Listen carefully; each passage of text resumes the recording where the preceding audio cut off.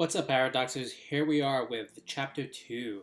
So, the purpose of Chapter 2 seems like they want to discuss the topic of what is he doing wrong? Try to get into his mind of what he's thinking about now that he realizes that the manga is being teleported regularly through his microwave into his hotel. Of course, now that he came back from the countryside where he was finishing up the initial one shot. So he's struggling through understanding of what exactly is going on here.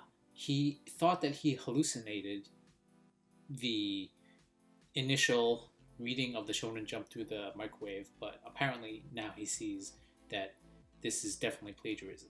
And so he's still trying to understand it, like who's benefiting. Is the real author in the future Itsuki Aino? Is she actually being hurt by this? And he's thinking that it might not be. It may be some Avengers multiverse stuff going on. Ultimately, he decides that regardless of what it is still wrong. He didn't create himself, and he decides that he can't live with it. I think the purpose of that is they're trying to show him to be morally, I wouldn't say good, but they're showing you his struggle, which is like any human being would do. And I think that is enough. He initially decides that he wants to be over with it, and he's about to cut the cord of the microwave. I'm not exactly sure that would stop the microwave, but they show him trying to do it. Miraculously, right when he's about to do it, his new editor is calling him to do their meeting about the forthcoming chapters now that he's back from the countryside. So the new editor of Teppei Sasaki is Munioka. So he calls and he goes, has a meeting with him, and of course he's congratulating Teppei, and he's right about to let him know that he doesn't want to continue this series, and that's when we see what kind of editor Munioka is.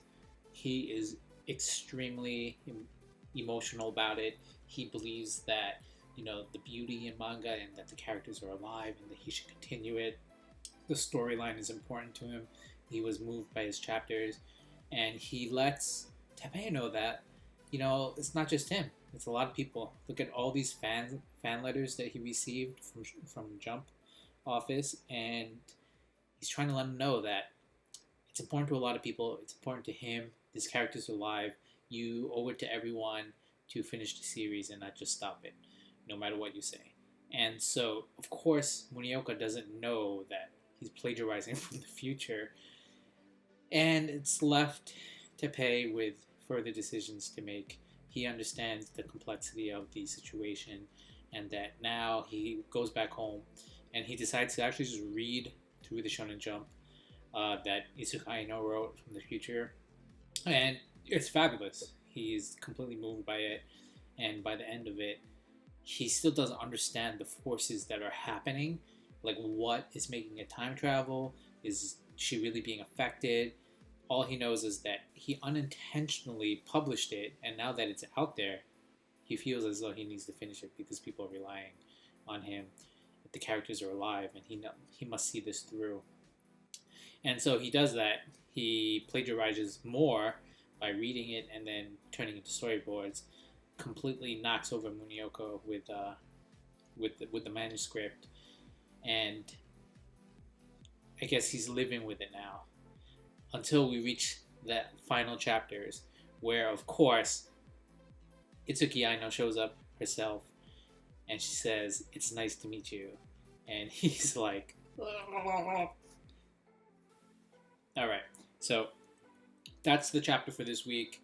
My impressions are on it is that, it wasn't too much action. They're trying to, show you the behind the scenes of what's going on in his mind, and they're moving it forward with some of the technical details to let you know that, how the series is doing. Like, the series was voted number 1 by the poll, which is very important in Japan. And Everyone is happy about it. He's receiving tons of letters.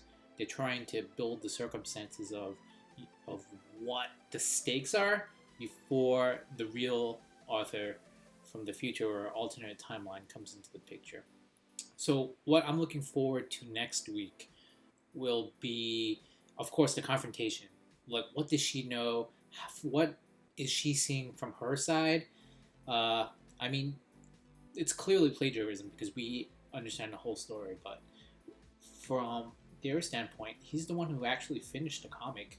She has an idea, and it's similar, has the same name, and has the same basic storyline, but he created it, and he finished all the pencils and did all the work on it, and it got published under his name. So technically, it's his work, not her work, in this timeline. But that all that needs to be explained. We need to have a little help here about, you know, what she's like. Is there circumstances?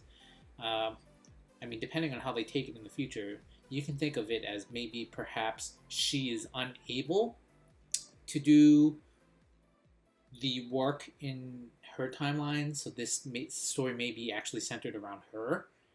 She gets to have this experience through Teppei. I don't know.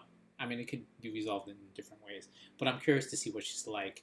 I think from what I'm seeing so far, she's definitely feisty and just very curious. Okay, so thanks a lot. Please subscribe, like the video. We'll reconvene next week to see what happens in the story. In the meantime, enjoy the memes.